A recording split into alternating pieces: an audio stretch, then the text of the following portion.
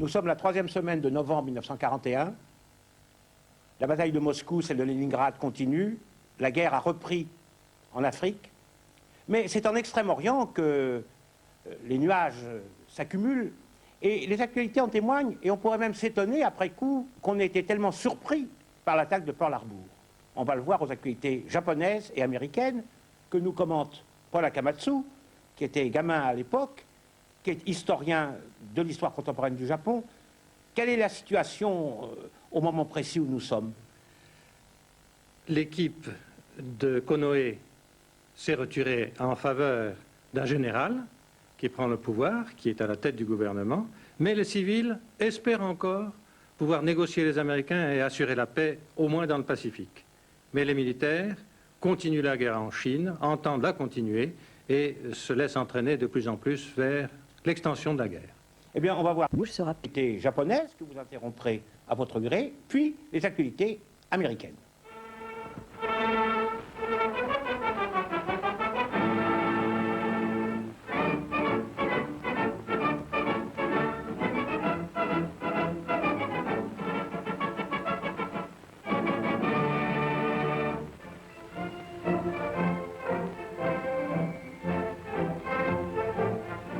挙げての非常時に銅や鉄などの金属増産に奮闘した主勲校の技術者労務者に対して11月6日首相官邸で表彰式が行われ、小泉厚生大臣自ら晴れの気象を一人一人の胸に授けました。各官庁および公共団体から鉄および武道の改修を実施してまいったのでありますが、それをさらに一般民間にまで及ぼしまして、ますますこの資源の活用に努めるというのであります。この政府の意図に応じて、日本国民の保有しておりますところの愛国心に訴え、こうして活発にこれに協力いただくことを検討する次第であります。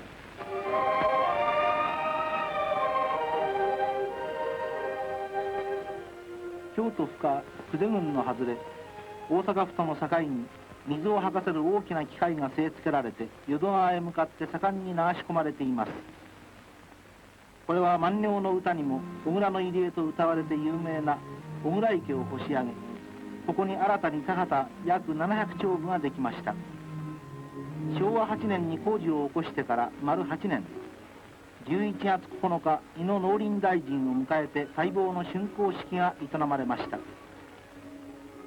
この新しい田んぼからは肥料を与えなくとも単あたり3億2、3との米が上がり、付近の改良とと合わせて約3万石以上の増産です。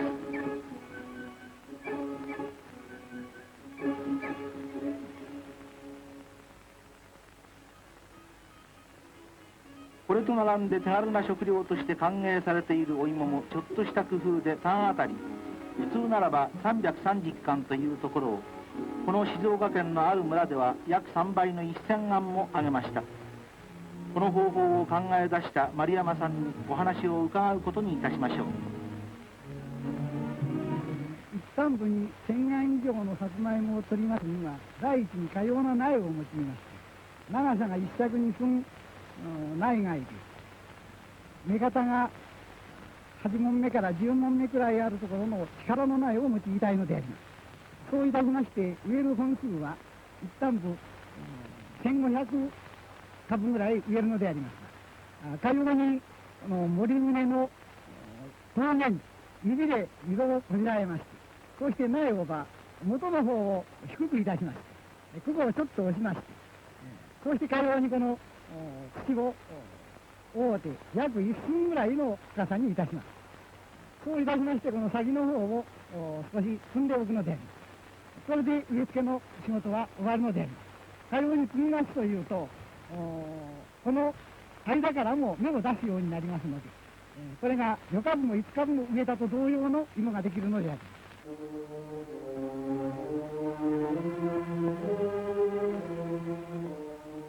賢くも天皇陛下の森林を仰ぎ立て祭り、第77回臨時帝国議会の開院式は11月16日貴族院において挙行されました。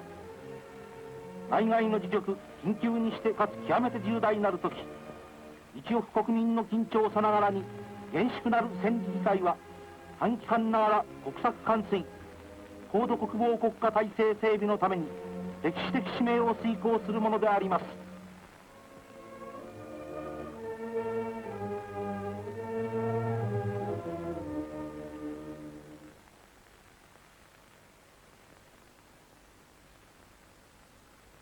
翌17日、衆議院本会議壁頭、しびれるような緊張のうちに壇上に立った東条首相は、日米関係を中心とする南方問題に言及、忍び畑を忍んで、帝国が世界平和確保のため、あらゆる努力を傾けきたった経過を説明。しかるに、英米蘭諸国は、この帝国の当然なる自衛的措置を抜かる大義と危惧の念とをもって残凍結を行い、事実上全面的禁輸により帝国を目標として経済封鎖を実施いたしまするとともに、その軍事的脅威を急速度に増加してまいったのであります。格のごとき行為は、帝国の主とするシナ事変の解決を阻害するのみならず、さらにまた帝国の存立に重大なる影響を与えるものであります。断じてもっかしざるものであります。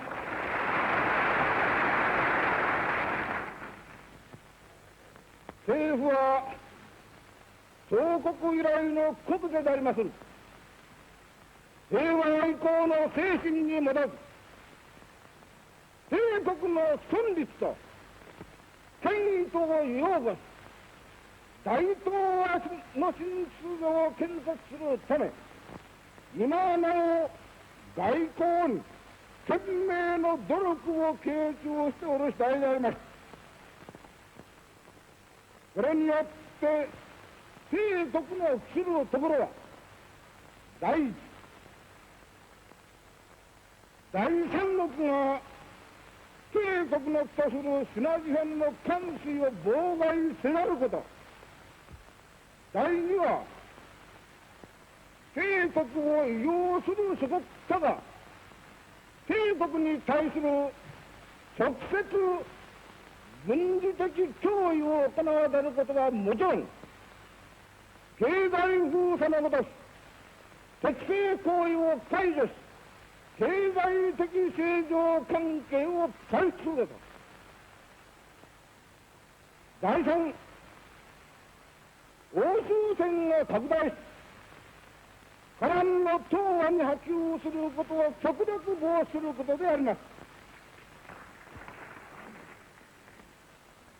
以上、藩校にわたる目的が外交交渉によって貫徹されますならば、一人帝国のためのみが世界平和のため誠に幸いであると信ずる次第であります。Nous sommes donc au début de la session parlementaire extraordinaire qui a été convoquée le 15 et nous sommes le 16. Le général Tojo fait un discours pour indiquer l'orientation de son gouvernement et il indique que son gouvernement est déterminé à ne pas se laisser influencer par les pressions étrangères. D'abord, il ne voudrait pas que les puissances empêchent le Japon d'intervenir en Chine. Il récuse toute intervention étrangère et il termine son discours en disant qu'il serait très heureux si les négociations diplomatiques suffisaient à empêcher les étrangers d'intervenir. Les historiens hésitent beaucoup sur l'interprétation de l'action de Tojo. On ne sait pas exactement ce qu'il souhaitait à ce moment-là. Il est possible qu'il ait souhaité le succès de ces négociations aux États-Unis. Mais il était l'objet lui-même d'une pression de la part du commandement militaire qui considérait que le Japon ne pouvait plus reculer en Chine, tellement il y avait eu déjà de victimes dans les rangs de l'armée japonaise. Il était probablement sans illusion, s'il souhaitait la paix, sur la nécessité d'intervenir dans le Pacifique.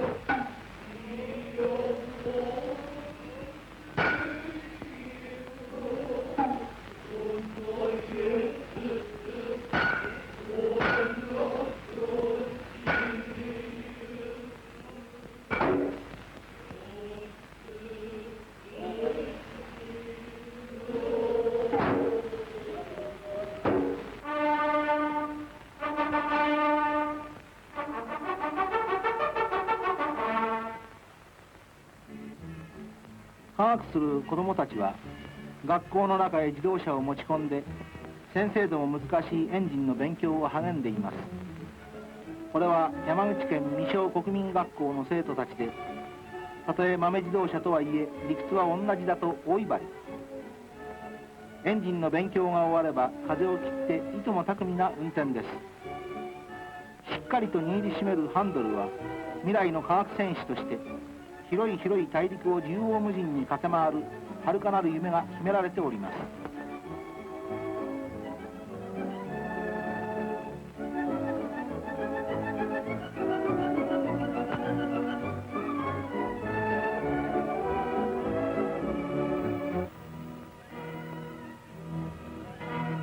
南仏印カンボジア王国を絢爛たる喜びに塗り込めて19歳の若い王様ノロドム・シロノーフの戴冠式が10月28日行われました。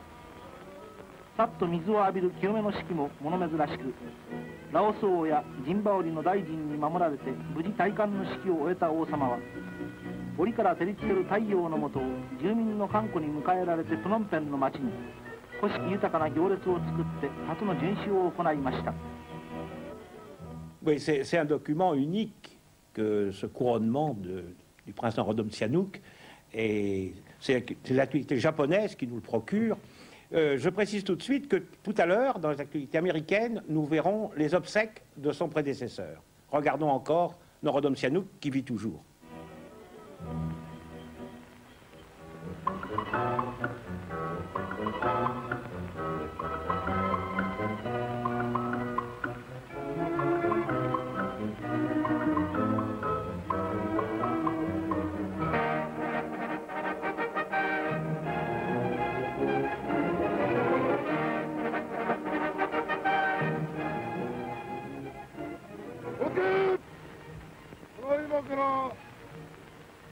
権そのの演習を実行する。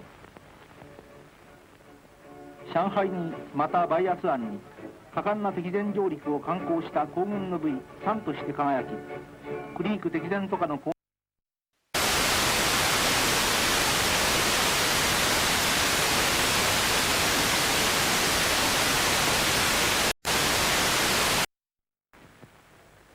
政府は総国以来の国家でありまする平和愛好の精神に基づく帝国の存立と大義とを擁護し大東亜の新秩序を建設するため今なお外交に懸命の努力を傾注しておる次第であります。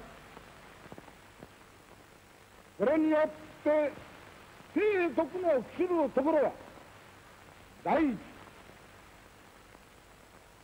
第三国が帝国の期とするシナジ編の監視を妨害せざること、第二は帝国を利用する諸国家が帝国に対する直接軍事的脅威を行われることはもちろん、経済封鎖のごとし敵性行為を解除し経済的正常関係を回復するこ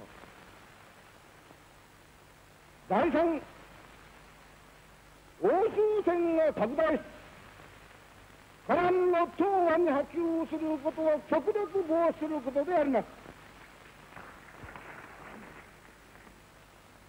以上、参考にわたる目的が外交交渉によって貫徹されますならば、一人帝国のためのみならず世界平和のため誠に幸いであると信ずる次第であります。Nous sommes donc au début de la session parlementaire extraordinaire qui a été convoquée le 15 et nous sommes le 16. Le général Tojo fait un discours pour indiquer l'orientation de son gouvernement et il indique que son gouvernement est déterminé à ne pas se laisser influencer par les pressions étrangères. D'abord, il ne voudrait pas que les puissances empêchent le Japon d'intervenir en Chine. Il récuse toute intervention étrangère et il termine son discours en disant qu'il serait très heureux si les négociations diplomatiques suffisaient à empêcher les étrangers d'intervenir. Les historiens hésitent beaucoup sur l'interprétation de l'action de Tojo. On ne sait pas exactement ce qu'il souhaitait à ce moment-là. Il est possible qu'il ait souhaité le succès de ces négociations aux États-Unis. Mais il était l'objet lui-même d'une pression de la part du commandement militaire qui considérait que le Japon ne pouvait plus reculer en Chine, tellement il y avait eu déjà de victimes dans les rangs de l'armée japonaise. Il était probablement sans illusion, s'il souhaitait la paix, sur la nécessité d'intervenir dans le Pacifique.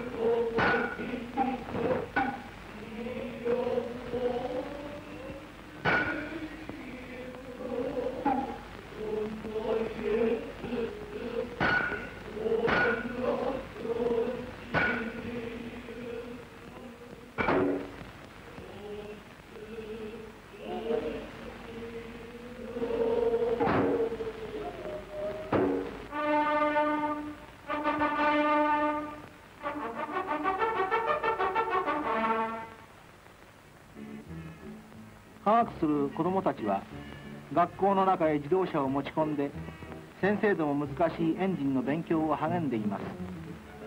これは山口県未小国民学校の生徒たちで、たとえ豆自動車とはいえ理屈は同じだと大威張り。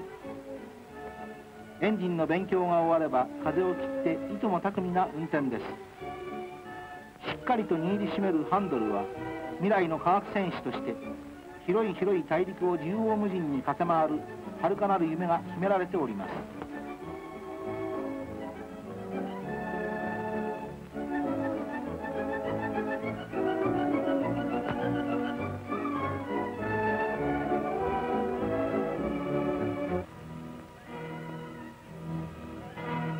南仏印カンボジア王国を絢爛たる喜びに塗り込めて19歳の若い王様ノロドム・シロノーフの戴冠式が10月28日行われました。さっと水を浴びる清めの式も物珍しく、ラオス王やジンバオリの大臣に守られて無事戴冠の式を終えた王様は、折から照りつける太陽の下を住民の歓呼に迎えられてプノンペンの町に古式豊かな行列を作って初の巡視を行いました。Oui, c'est un document unique que ce couronnement du prince Norodom Sihanouk, et c'est l'actualité japonaise qui nous le procure. Je précise tout de suite que tout à l'heure, dans les actualités américaines, nous verrons les obsèques de son prédécesseur. Regardons encore Norodom Sihanouk qui vit toujours.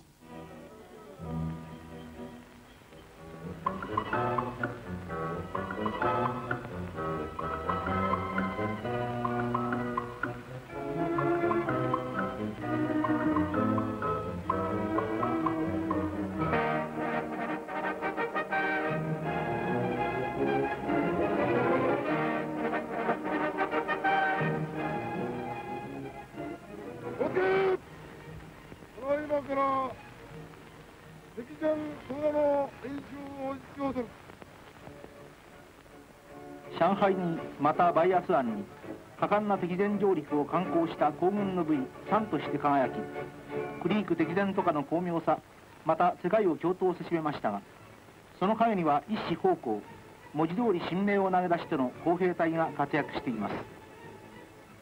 これは尊い大陸の経験を基礎としてさらに精密に企てられた工兵学校の渡河演習、世界各国の注目の的となっているものであります。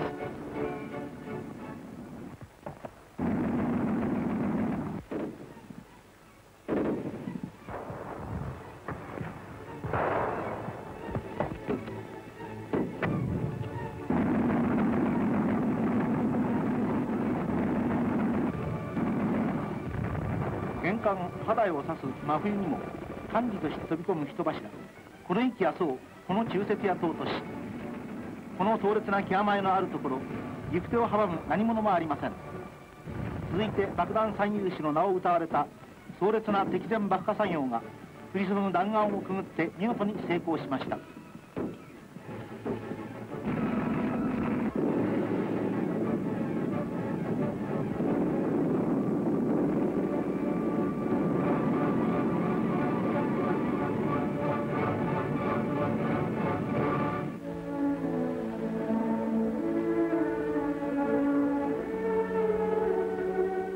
懐かしの故国へ万里の波頭を越えて11月14日、アメリカから引き上げ第一船竜田丸が横浜へ帰ってきました。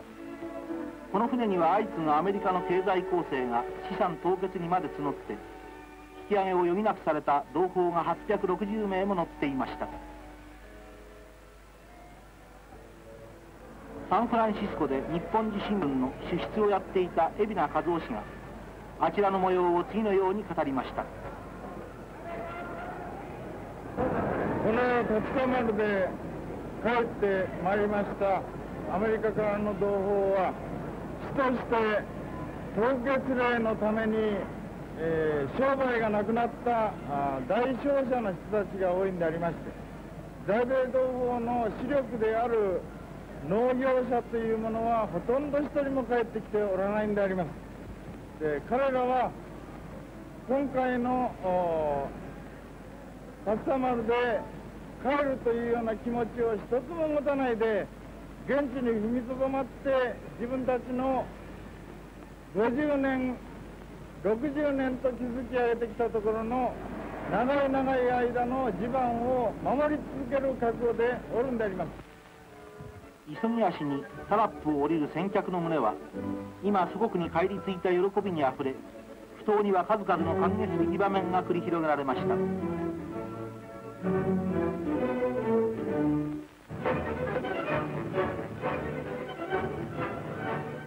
南仏印に厳然たる守りを固めている皇軍は前線の部隊に劣らず日夜猛訓練を続けています。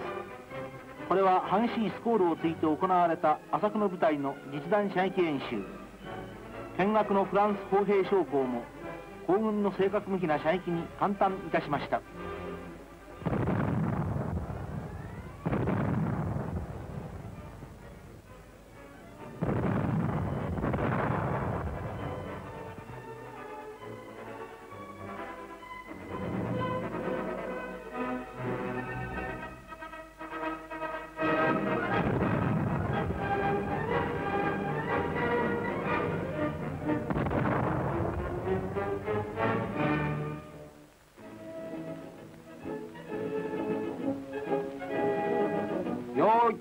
ドンと大砲をバラバラにして瞬間をよじ登るものすごい山岳突破競争が開始されました。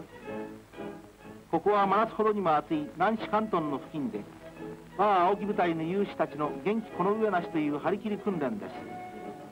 頂上の決勝点まで約3キロ、弾薬も何もかも担ぎ上げて、さてどの班が一番早く組み立てを終わるか、前線ご自慢の国防競技です。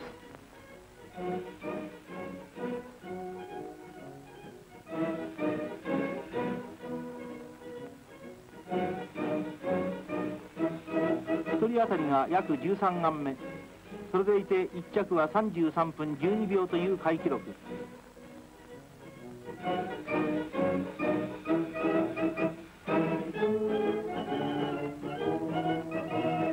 一等賞にはご褒美にお酒が参上。みんなニコニコ顔で明日への戦に備えての頼もしい余裕ぶりを見せています。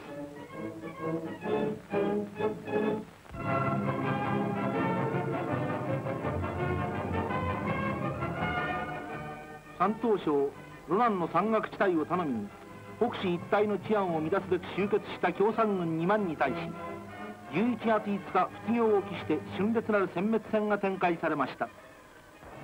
我が岡田部隊の精鋭は義水を渡って堂々の進撃を続け、山腹を利用して作られた全面の敵統治下陣地を片っ端から爆破しました。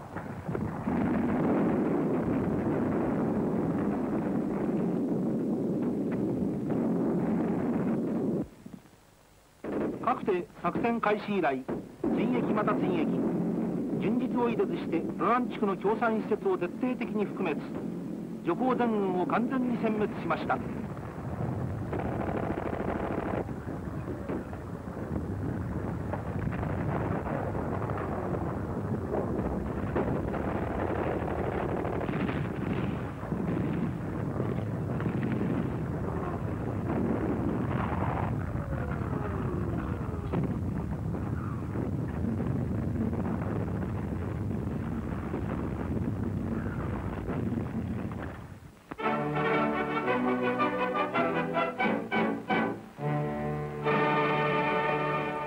Paul Akamatsu, ces actualités nécessitent commentaire parce que vous avez noté qu'à la fin, il est dit que les Japonais sont en guerre contre les communistes chinois. C'est bien la première fois ou une des premières fois où ils en parlent ouvertement. Ce qui est une manière aussi de dire aux Américains, c'est pas la Chine qu'on attaque, mais les communistes de Chine, donc c'est une sorte de clin d'œil peut-être. Et simultanément, pourtant, il se passe quelque chose de grave. Oui, effectivement, puisque l'amiral Yamamoto, commandant de la flotte impériale, a donné ordre à l'amiral Nagumo de faire route vers les îles Kuril, où il devait attendre pour intervenir éventuellement dans les îles Hawaï. Et effectivement, le 22 novembre, l'amiral Nagumo a donc reçu l'ordre d'appareiller le 26 pour se diriger vers Hawaï. Alors, il faut rappeler quand même les dates. 26 novembre, l'attaque sur Pearl Harbor est du 7 décembre, oui. Et nous sommes en plein dans cet événement, dans une fourchette extrêmement étroite. Et c'est pendant ce temps-là qu'aux États-Unis, on est en train de négocier peut-être un arrangement. C'est cela. Il y a donc d'une part une négociation et d'autre part la préparation d'une attaque, au fond, le sur Hawaï. déclenchement de toute l'opération. Et c'est déjà commencé. Oui, oui. Alors que l'ambassadeur extraordinaire s'en va simultanément. Voilà. Donc il y a quand même une pratique double de la part du Japon. Tout à fait. Tout à l'heure, on va voir s'il n'y a pas une pratique double de la part des Américains. Enfin, pour l'instant, c'est le Japon qui nous intéresse. Oui. Et alors, qu'est-ce que vous pensez, vous, de cette pratique double? Est-ce que vraiment c'était une négociation, comment dirais-je, pour faire semblant? Ou est-ce que c'est l'opération militaire qui ne sert qu'à, en quelque sorte, conforter un échec d'une négociation? Autant qu'on puisse en être certain, Konoe, en liaison avec l'empereur, était persuadé qu'il fallait continuer les négociations avec les Américains. Mais il joue encore un rôle, Konoe? Oui, oui, oui. Il joue encore un rôle. Il rencontre les autres dirigeants. Il essaye, malgré tout, d'influencer la politique gouvernementale dans les coulisses. Et l'empereur? L'empereur lui-même, il a toujours déclaré qu'il souhaitait la paix. Et quand il a fallu faire la guerre, il s'y est donné lui-même. Mais alors, la décision ultime, dans 15 jours, dépend de quoi? Il fallait le feu vert de l'empereur, et il l'a donné. On va voir maintenant les activités américaines qui, au départ, nous parlent de toute autre chose, mais on va bientôt entrer dans le vif du sujet.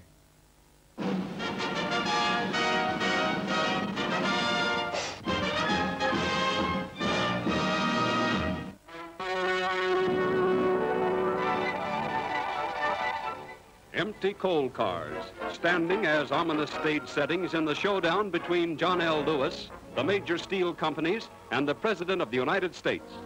54,000 miners were called away from work in defiance of the National Defense Mediation Board's recommendation. Only issue sought by the United Mine Workers was a closed shop. 95% of the captive coal mine workers already held union cards. President Roosevelt declared the government would never compel non-union miners to join the union, calling it too much like the Hitler method toward labor. Labor itself faced a dilemma. In Detroit, the National CIO Convention cheered President Murray's demand that all unions support national defense and also voted full backing to Mr. Lewis's coal strike.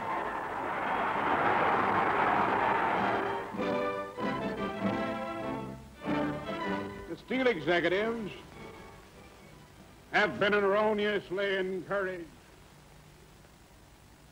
because they believed that the Army of the United States would move into the mining communities and crush the strike and shoot down the mine workers who live in the company houses.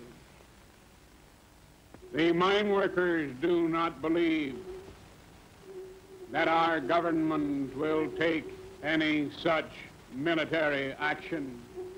If the soldiers come, the mine workers will remain peacefully in their homes, conscious of the fact that bayonets in coal mines will not produce coal. The issue in this case concerns one of the fundamental American freedoms, the freedom to work. We firmly and sincerely believe that the right to work in our coal mines or in any other industry should not be dependent upon membership or non-membership in any organization.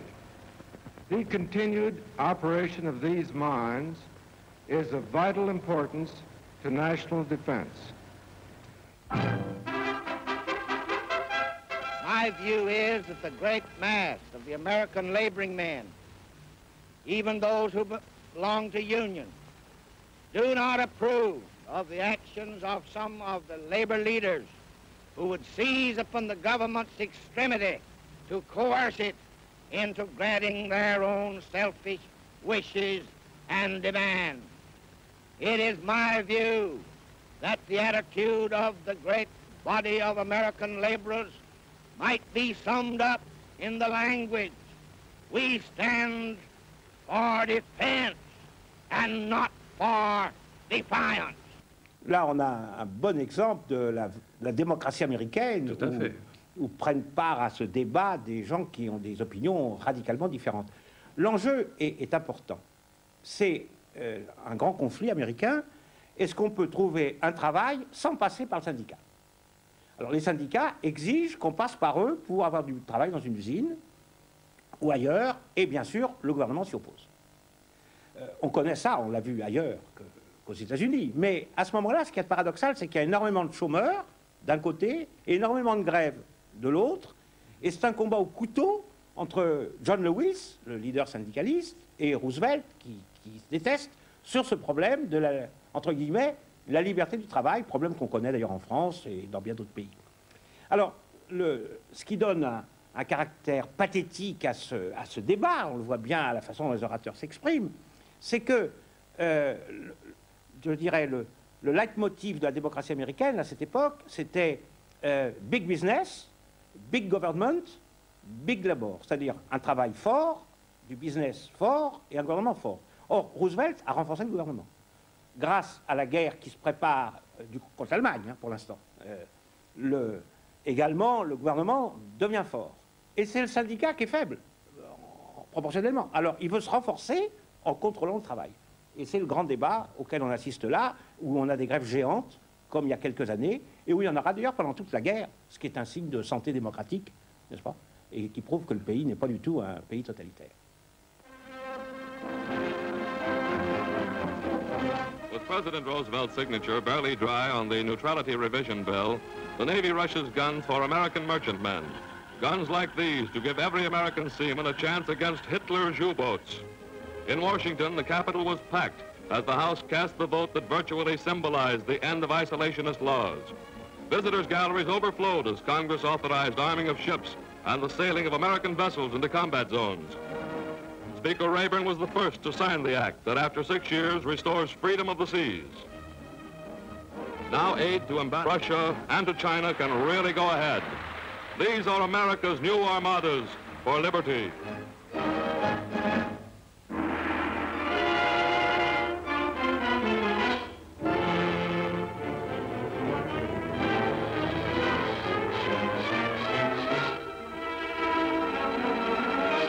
Special delivery message from the Mikado. Japan's Mr. Saburo Kurusu ends a 10,000-mile flight from Tokyo.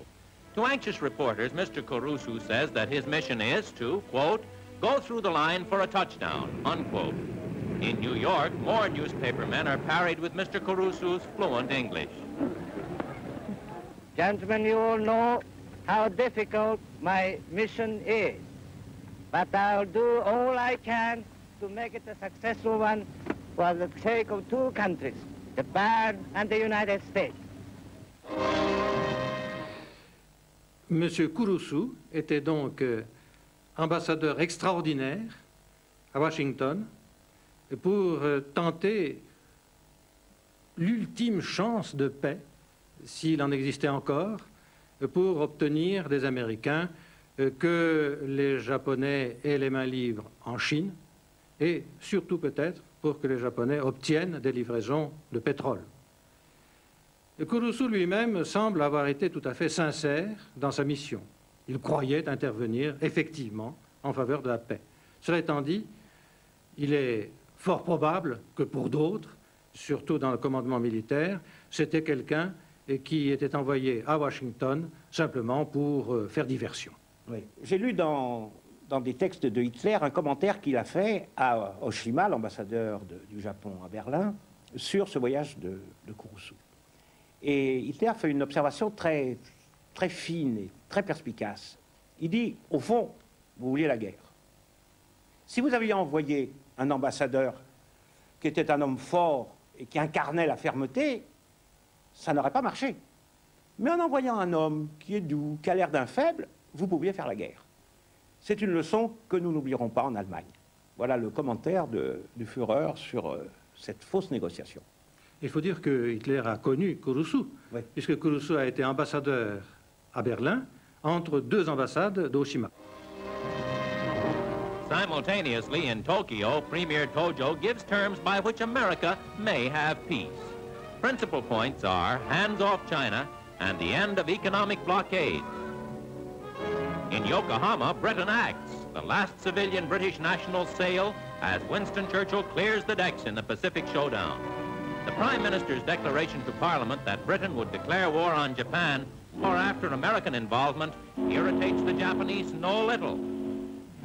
American action. United States Marines are ordered out of China. There are only 970 of them, and if there should be trouble, the Leathernecks would be in peril of seizure as hostages. Back in Washington, Envoy Kurusu and Japanese Ambassador Nomura call on Secretary Cordell Hull at the State Department.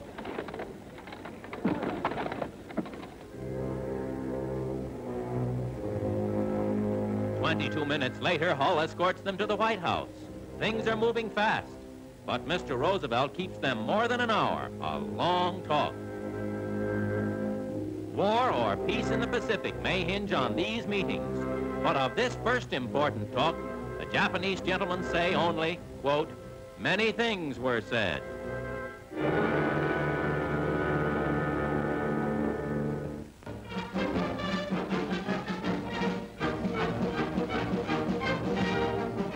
The name of Brooklyn enters big league hockey. A band from Flatbush Land helps open the stick-wielding festivities at New York's Madison Square Garden. And there's a big reason. Before 12,000 fans, the light-shirted Americans play their first game under a new name, the Brooklyn Americans. Opposition is by the Chicago Blackhawks. And mister, when Brooklyn gets into a sports picture, anything does happen.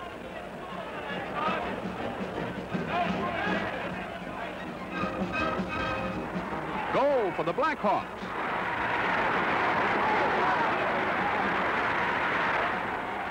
These hockey ice acrobats hit nearly a mile-a-minute speed during heated play. Star performers are developed mainly in Canada, but war enlistment across the border has somewhat hampered the sport.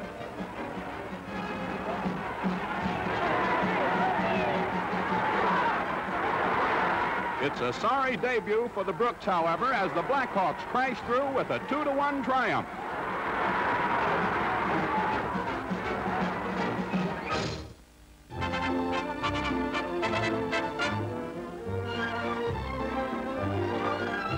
Ready for emergency duty afloat. Members of the American Women's Voluntary Service learn coast patrol duties with U.S. Power Squadron units. Across America, 100,000 women have joined the voluntary service that trains women sailors, women firemen, ambulance drivers, and women defense workers in scores of classifications. Typical volunteers are Mrs. Claire Klug, a secretary. Margaret Cody, a restaurant hostess, serves the naval class as ship steward. Mrs. Arthur Miko is a housewife, except when there are Coast Patrol drills. Mayola Breslauer, an artist, is another defense volunteer. Millions of women are needed. There are no age or occupational requirements. Every woman can do some service. Local units provide Keep Fit classes. All training is without cost. Private funds support the volunteer organization. Here's the housewife, keeping fit. And here's the artist. Miss Jean Kelly tunes up. And back on Coast Patrol drill, Miss Kelly also tunes up. The restaurant hostess keeps a ship-shaped galley, and artist Breslauer tries code. The secretary semaphores. It's the signal of alert American women. Volunteers for Uncle Sam.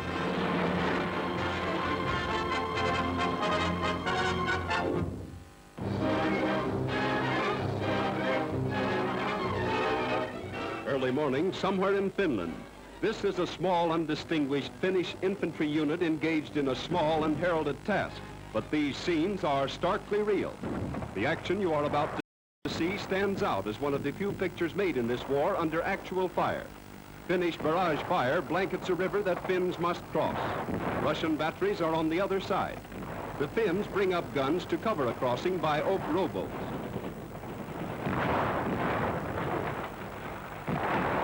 Under a smoke screen, they start across. Then, Russian guns find the range.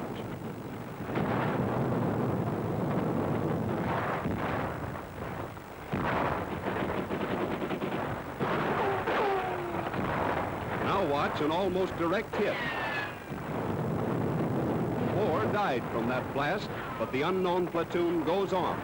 This is war with many more rivers to cross.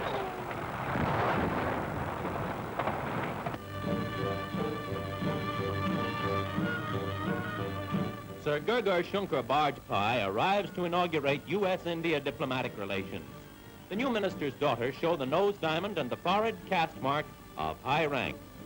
About India's war efforts, Sir Gurgur says, so far as the war is concerned, like the rest of the British Commonwealth of Nations, we are confident of ultimate victory and we are doing our very best to achieve it. Oui, là on entre dans un débat central. La guerre se rapproche, même si elle n'a pas encore éclaté, de l'Inde. Et les Anglais, fort habilement, envoient un délégué indien à Washington pour que l'Inde ait le sentiment d'être une nation semi-souveraine.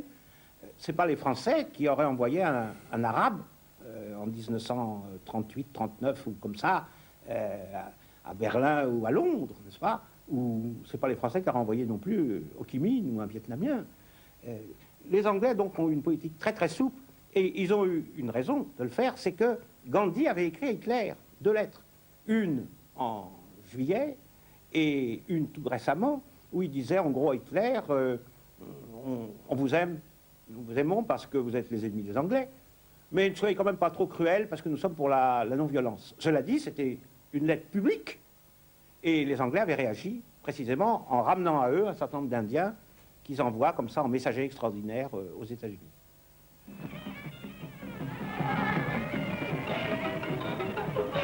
Cambodia, key province of French Indochina, takes time out from war jitters for a royal funeral.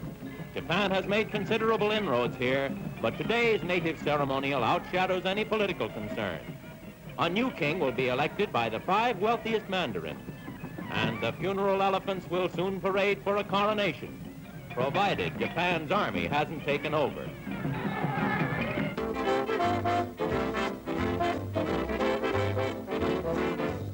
At El Mirador Pool in Palm Springs, California, a bouncing time is being had by the lads and lassies who go down to sea in slip-knot dives.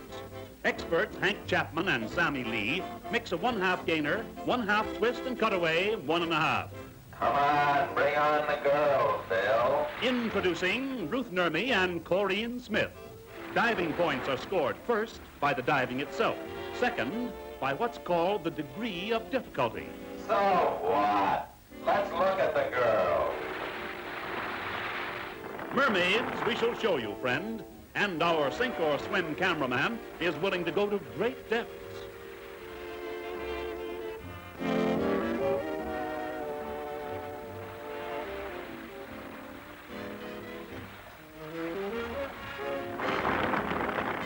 A couple of guys named Bill pool their talents for a Paul Revere dive. Just horsing around for a laugh.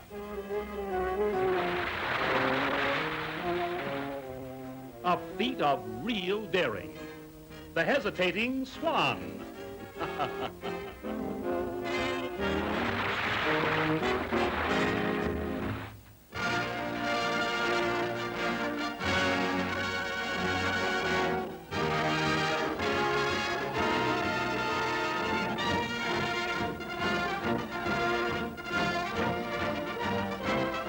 I got to Honolulu just as the Jap crisis got red hot. I expected to find Hawaii's polyglot population pretty tense, but outwardly at least they are remarkably calm. Almost 2/3 of the islanders are of Japanese descent. Portuguese, Chinese, and Filipinos are also intermarried with Hawaiians. I snapped this American high school adjacent to a Japanese school, where Jap youngsters entered the school with ancient ceremonial vows.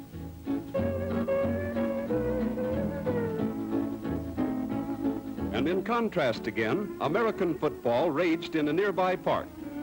Starting my military tour, I was received by Lieutenant General Walter C. Short, who knows these islands inside out. I can't disclose the size of the garrison at Schofield Barracks, but there are plenty of regulars here and island troops. The 298th Infantry is a cross-section of the islands, all right, but plenty efficient. All troops here have mobile equipment. Guns of all types and sizes form a defense ring for the 20 islands. Every tourist knows Diamond Head and Waikiki, but now beaches are studded with pillboxes, anti-invasion defenses, and big harbor guns. I finally got into Pearl Harbor, the world's greatest naval base. I've seen Gibraltar and Singapore this war year, but Uncle Sam's Navy establishment tops them all. Pearl Harbor is 3,400 miles from Yokohama, and Pacific Fleet Commander Admiral Kimmel keeps all hands on the alert. Air power was my next look-see. Big flying fortresses are here in surprising numbers, and I got aboard one. Believe me, Hawaii has some mighty big birds that can carry some mighty powerful pineapples.